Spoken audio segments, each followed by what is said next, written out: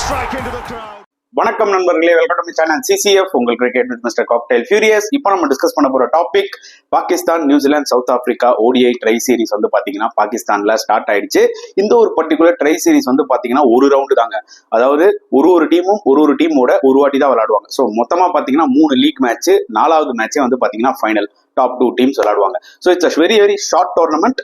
So இது எதுக்காக இந்த டோர்னமெண்ட் வச்சிருக்காங்கன்னா, ஆப்வியஸ்லி சாம்பியன்ஸ் டிராஃபிக்கு முன்னாடி கண்டிப்பா சில டீம்ஸுக்குலாம் வந்து பாத்தீங்கன்னா அவங்களோட காம்பினேஷனை கரெக்டா ரெடி பண்ணணும். ஸோ அதுக்கு ஒரு பிராக்டிஸ் மாதிரி இருக்கட்டும் தான் இந்த சீரிஸ் ஆக்சுவலா பாகிஸ்தான் கிரிக்கெட் போர்டு வந்து பாத்தீங்கன்னா ப்ரிப்பேர் பண்ணி வச்சாங்க. பட் அன்பார்ச்சுனேட்லி ஃபர்ஸ்ட் மேட்ச்ல வந்து பாத்தீங்கன்னா பாகிஸ்தான் லாகூர்ல 78 ரன்ஸ் வித்தியாசத்துல இந்த ஒரு பர்டிகுலர் மேட்சை தோத்துட்டாங்க. ஸோ இந்த ட்ரை சீரிஸ் வந்து கான்டெஸ்ட்ல படி பாத்தீங்கன்னா 78 ரன்ஸ் வித்தியாசத்துல தோத்ததுல கண்டிப்பா அவங்க ரன் ரேட் பயங்கரமா அடி வாங்கிடுச்சு. இப்போ பாகிஸ்தான் டெஃபினட்டா சவுத் ஆப்பிரிக்காவை நல்ல ரன் ரேட்ல பீட் பண்ணி ஆகணும். At the same time Pakistan என்ன நினைப்பாங்கன்னா, சவுத் ஆப்பிரிக்கா எப்படியாவது நியூசிலாண்டோட தோக்கணும். சோ தட் பாகிஸ்தான் வந்து பாத்தீங்கன்னா ஜஸ்ட் வின் பண்ணா போதும் சவுத் ஆப்பிரிக்காவை ஃபைனல் போயிடலாம்னு சொல்லிட்டு. So not a ideal start for this tri series for Pakistan. Definitely they will be damn disappointed with their performance. அதுல எந்த டவுட்டுமே கிடையாது. நியூசிலாந்து வந்து பாத்தீங்கன்னா டாஸ் வின் பண்ணி பேட்டிங் எடுத்தாங்க. That was a good decision from Mitchell Santner. ஜென்ரலா வந்து பாத்தீங்கன்னா பாகிஸ்தான்ல சேசிங் நல்லா இருக்கும். பட் இந்த ஒரு பர்டிகுலர் லாகூர் விக்கெட் எப்படி இருந்ததுன்னா கொஞ்சம் டூ பேஸ்டா இருக்கிற மாதிரி தெரிஞ்சது. ஸோ அதனால சாண்டர் என்ன பண்ணாருன்னா பெட்டர் பேட்டிங் ஃபர்ஸ்ட் ஆடுறதுன்னு சொல்லிட்டு it was a very very பாசிட்டிவான ஒரு டிசிஷன். ஏன்னா ஜென்ரலா வந்து இந்த மாதிரி நியூசிலாந்து, சவுத் ஆப்பிரிக்கா இவங்கலாம் வந்து பாகிஸ்தானுக்கு போய் we elected to bowl first தான் சொல்லுவாங்க. சோ அந்த வகையில வந்து பாத்தீங்கன்னா இந்த மாதிரி பேட்டிங் ஃபர்ஸ்ட் ஆனது ஒரு பாசிட்டிவான ஒரு டிசிஷன் எனக்கு தோணுச்சு. அண்ட் 330 ரன்ஸ் போஸ்ட் பண்ணாங்க. மக்களே ஃபென்டாஸ்டிக் பேட்டிங் எஃபர்ட். ஒரு ஸ்டேஜ்ல வந்து பாத்தீங்கன்னா 260 270 தான் நியூசிலாந்து வருவாங்கன்னு தோணுச்சு. ஏன்னா இனிஷியல் 20 ஓவர்ஸ் எனக்கு தெரிஞ்சு இந்த பிச்சை வந்து பாத்தீங்கன்னா பயங்கரமா டூ பேஸ்டா இருந்துச்சுங்க. ஓகே, ஃபர்ஸ்ட் ஓவர்லயே வந்து பாத்தீங்கன்னா வில் யங் அவுட் ஆயிட்டாரு சீக்கிரமா. அதுக்கப்புறம் வந்து பாத்தீங்கன்னா ரச்சின் ரவீந்திரா பாசிட்டிவா விளையாடிட்டு இருந்தாரு. பட் அவரும் 25 அவுட் ஆயிட்டாரு. சோ அந்த டைம்ல ஒரு பார்ட்னர்ஷிப் தேவைப்பட்டுச்சு. வில்லியம்சன் அண்ட் டேரல் மிச்சல் ஒரு 50 ரன்ஸ் பார்ட்னர்ஷிப் கிரியேட் பண்ணாங்க.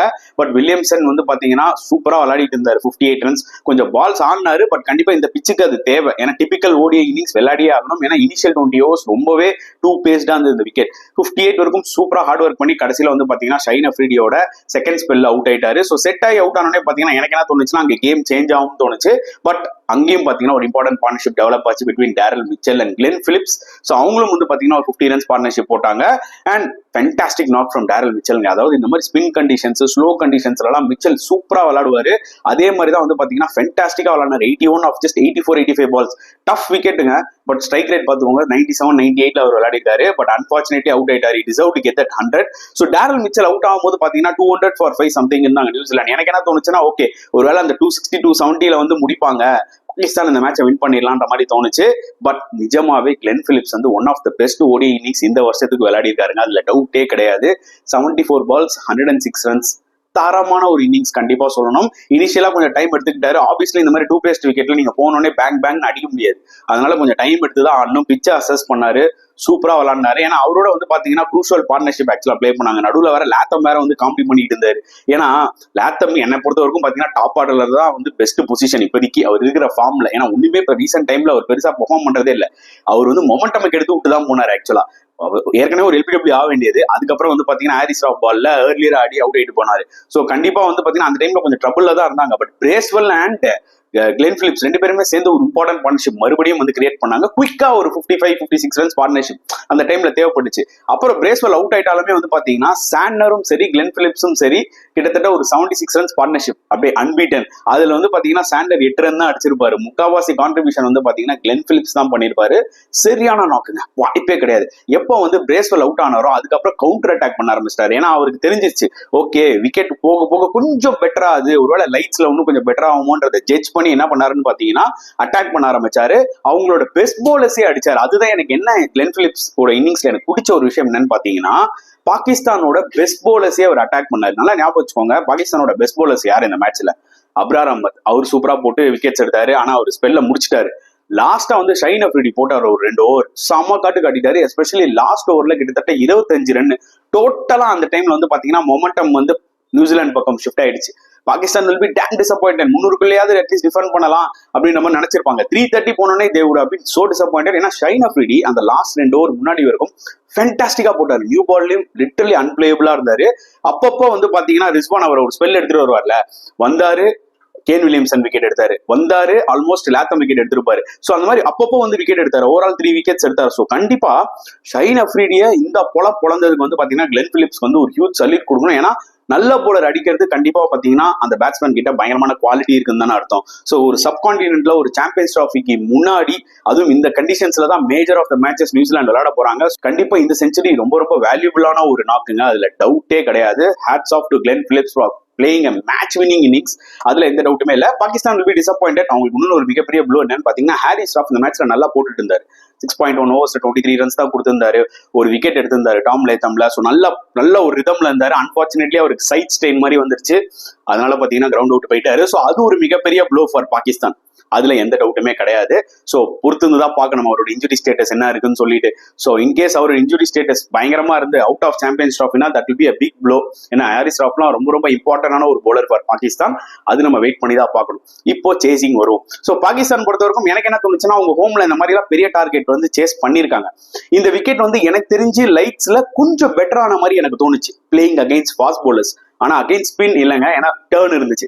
நல்லா ஞாபகம் வச்சுக்கோங்க, இந்த கரண்ட் நியூசிலாந்து டீம் வந்து பாத்தீங்கன்னா ரீசென்ட் டைம்ஸ்ல சப்கான்டினென்ட்ல சூப்பரா பெர்ஃபார்ம் பண்றாங்க. இந்தியா வந்து 3-0 அடிச்சாங்களா, இப்ப ரீசென்ட் டைம்ஸ் வந்து பாத்தீங்கன்னா சப்கான்டினென்ட்ல போய் நல்லா பெர்ஃபார்ம் பண்றாங்க.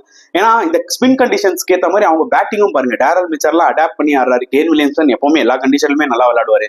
இப்ப கிளென் பிலிப்ஸ் நல்லா பெர்ஃபார்ம் பண்றாரு. ஸோ ஆப்வியஸ்லி இதெல்லாம் வந்து ஒரு மிகப்பெரிய ஒரு பாசிட்டிவ் சைன் ஃபார் நியூசிலாந்து நான் சொல்லுவேன், moving ahead to champions trophy. And இனிஷியலா வந்து பாத்தீங்கன்னா பாபர் அசாமும் சரி ஃபக்கார் ஜமானும் ஓப்பனிங் இறங்கினாங்க. பாபர் அசாம் as usual கொஞ்சம் டைம் எடுத்துக்கிட்டாரு. ஃபக்கார் ஜமான் ஆனா செம்ம ஸ்டார்ட்டுங்க. அதாவது ஏன் ஃபக்கார் ஜமான் ஒரு டேஞ்சரஸ் பிளேயர் நம்ம சொல்றோம் தெரியுமா, இந்த ஒரு நாக்கு வேற லெவல். 84 ரன்ஸ் ஆஃப் 68 பால்ஸ், ஏதோ லிட்டரலி சிங்கிள் மேன் ஷோங்க. ஏன்னா பாபர் அசாமுங்க 10 ரன்ல அவுட் ஆயிட்டாரு. பேஸ்பால் பால்ல ஐ திங்க் 6வது முறையா அவுட் ஆறாருன்னு நினைக்கிறேன். சோ இன்னொன்னு ரெண்டுல ஃபக்கார் ஜமான் வெளுத்து கட்டுறாரு. எம வந்து போட்டாலும் அட்டிறாரு. 6 எல்லாம் இன்னொன்னு பாத்தீங்கன்னா 95 மீட்டர் 100 மீட்டர்ல போய் இறங்குது. ஆனா இன்னொரு பக்கம் விக்கெட்ஸ் விழுந்துகிட்டே இருக்கு. கம்ரான் குலாம் வந்து பாத்தீங்கன்னா ஒரு புவர் ஷாட் வந்து அவுட் ஆயிட்டு போனாரு. ரிஸ்வான் வந்து பாத்தீங்கன்னா அகைன்ஸ்ட் சாண்டர் மாட்டிக்கினாரு LBW. சோ ஒரு ரெண்டுல விக்கெட்ஸ் போயிட்டே இருக்குனால பாத்தீங்கன்னா ஃபக்கார் ஜமானுக்கும் அந்த ஒரு பிரஷர் வந்துச்சு. கிளென் பிலிப்ஸ் உள்ள எடுத்துட்டு வந்தார் செம்மையா. சாண்டர் வந்த உடனே வந்து பாத்தீங்கன்னா main wicket of Fakhar Zaman எடுத்தாருங்க. லிட்டரலி கிளென் பிலிப்ஸ் வந்து பாத்தீங்கன்னா இந்த மேட்ச்ல தொட்டதெல்லாம் ஹிட், ரியலி ஒரு 100 பிளஸ் வந்து பாத்தீங்கன்னா கீ விக்கெட் ஆஃப் ஃபக்கார் ஜமான். ஏன்னா ஃபக்கார் ஜமான் நின்றுந்தாருன்னா என்ன வேணாலும் ஆயிருக்கும். ஏன்னா அந்த பீஸ்ட் மோட்ல ஆடிட்டு இருந்தாரு அவரு, அதுல எந்த டவுட்டுமே கிடையாது. ஸோ டெஃபினட்டா வந்து பாகிஸ்தான் will be disappointed. எப்போ ஃபக்கார் அவுட் ஆனாரோ அப்பவே வந்து கேம் முடிஞ்சிச்சுன்னு தெரியும். என்னதான் ஆகா சல்மானும் சரி, இன்னொரு பக்கம் தஹீர் அவங்க 2 பேரும் ஒரு பார்ட்னர்ஷிப் எல்லாம் போட்டாலுமே நம்மளுக்கு நல்லா தெரியும் இந்த கேம் ஆல்ரெடி உங்க கையை விட்டு போயிடுச்சுன்னு சொல்லிட்டு. ஒரே ஒரு விஷயம் தான், எவ்வளவு பேருக்கு அடிக்கிறாங்க. பிகாஸ் இந்த மாதிரி ட்ரை சீரீஸ்ல run rate is more important. நீங்க ஃபைனலுக்கு போகணும்னா அதுதான் வெயிட் பண்ணி நான் பார்த்தேன். ஓரளவுக்கு ஒரு 250க்கு மேலதான் அடிக்க முடிஞ்சது அவங்களால. அண்ட் நியூசிலாந்து போலர்ஸ் எடுத்த வரைக்கும் பாத்தீங்கன்னா ஸ்பின்னர்ஸ் டாமினேட் பண்ணிட்டாங்க. சாண்டர்லாம் நிக்க வைக்கிறாரு பால் அப்படியே. ஸோ அதனால ஆப்வியஸ்லி இந்த சாம்பியன்ஸ் டிராஃபில வந்து சாண்டர்லாம் ரொம்ப ரொம்ப த்ரெட்டா இருப்பாரு ஃபார் பாகிஸ்தான் அண்ட் இந்தியா, அதுல எந்த டவுட்டுமே கிடையாது. பிளஸ் பிரேஸ்வெல் வந்து பாத்தீங்கன்னா இப்போ ஃபுல் ஃபிட் ஆயிட்டாரு, கண்டினியூஸா 2 சீரிஸ் ஆட ஆரம்பிச்சிட்டாரு. அவரோட போலிங்குமே செம எஃபெக்டிவா இருக்கு பாருங்க. இப்போ சாண்டர் ஒரு பக்கம், பிரேஸ்வெல் ஒரு பக்கம், ஒரு லெஃப்ட் ஆர்ம் ஆஃப் ஸ்பின்னர், ஒரு right arm off spinner. So அந்த காம்பினேஷன் பாத்தீங்கன்னா பயங்கரமா உங்களுக்கு கிளிக் ஆகுது. ஸோ அதனால 2 பேருமே 3 விக்கெட். அண்ட் மேட் ஹென்ரி அவரோட எக்ஸ்பீரியன்ஸை காமிச்சு அவரும் பாத்தீங்கன்னா விக்கெட்ஸ் எடுத்தாரு. ஒரே ஒரு இஷ்யூ தான் இருக்கு நியூசிலாந்து கிட்ட, பென் சியர்ஸ், வில்லியம் ரோட்கி, இவங்க 2 பேர் தான் டெஸ்ட் எக்ஸ்பென்சிவா இருக்காங்க இந்த மேட்ச்ல. எடுத்தோடனே ஃபர்ஸ்ட் மேட்ச்ல அவங்களை நம்ம ஜட்ஜ் பண்ண வேணாம். பட் ஸ்டில் ஃபெர்கியூசன் வந்து இப்ப இன்ஜுரி ஆயிட்டார்ல, சோ அது ஒரு மிகப்பெரிய ப்ளோவா வந்து அமையுமோ நியூசிலாந்துக்கு அந்த மாதிரி எனக்கு தோணுது. பிகாஸ் மேட் ஹென்ரி அவர் நல்லா போட்டுறாரு, but Ben Sears and William O'Rourke have to step இன்ன்றது என்னோட ஒரு பாயிண்ட் ஆஃப் வியூ. சோ அந்த ஒரு சின்ன சேலஞ்ச் இருக்கு நியூசிலாந்துக்கு. அந்த 2 போலர்ஸ் எப்படி வந்து பெர்ஃபார்ம் பண்ணுவாங்கன்றதை நம்ம வெயிட் பண்ணி பார்க்கணும். இந்த சீரீஸ்லயும் சரி, சாம்பியன்ஸ் டிராஃபிலும் சரி. மத்தபடி பாத்தீங்கன்னா நியூசிலாந்து வந்து பெர்ஃபெக்ட்டா வின் பண்ணிட்டாங்க இந்த மேட்ச், அதுல எந்த டவுட்டுமே கிடையாது. இந்த ட்ரை சீரீஸ்ல வந்து நியூசிலாந்து ஒரு ஃபேவரட்ஸா வந்து நிக்கிறாங்க. ஏன்னா சவுத் ஆப்பிரிக்கா கிட்டத்தட்ட சி டீம் தான் அமைச்சிருக்காங்க. சோ அவங்களுக்கு ஒரு த்ரெட் பெருசா அவங்க இருக்க போறது இல்ல. சோ பாகிஸ்தான் தான் ஒரு மிகப்பெரிய த்ரெட்டா இருப்பாங்க. சோ வெயிட் பண்ணி பார்க்கலாம் என்ன நடக்க போகுதுன்னு சொல்லிட்டு. சோ பாகிஸ்தானுக்கு ஒரு சேலஞ்ச் இருக்கு. என்னதான் சவுத் ஆப்பிரிக்கா சி டீமா இருந்தாலுமே அவங்களை வின் பண்ணாதான் அவங்களால வந்து பாத்தீங்கன்னா ஃபைனல்ஸ் போக முடியும், that to with better run rate. So let's wait and see. So இந்த மேட்சை பத்தி நீங்க என்ன ஃபீல் பண்றீங்க, கிளென் பிலிப்ஸோட சூப்பர் நாக்க பத்தி எல்லாம் என்ன நினைக்கிறீங்கன்றத மறக்காம கமெண்ட் செக்ஷன்ல போட்டுருங்க. இந்த வீடியோ பிடிச்சிருந்தா லைக் பண்ணுங்க, ஷேர் பண்ணுங்க, முடிஞ்சா சப்ஸ்கிரைப் பண்ணுங்க. So next வீடியோல பார்க்கலாம் friends. Until then, bye.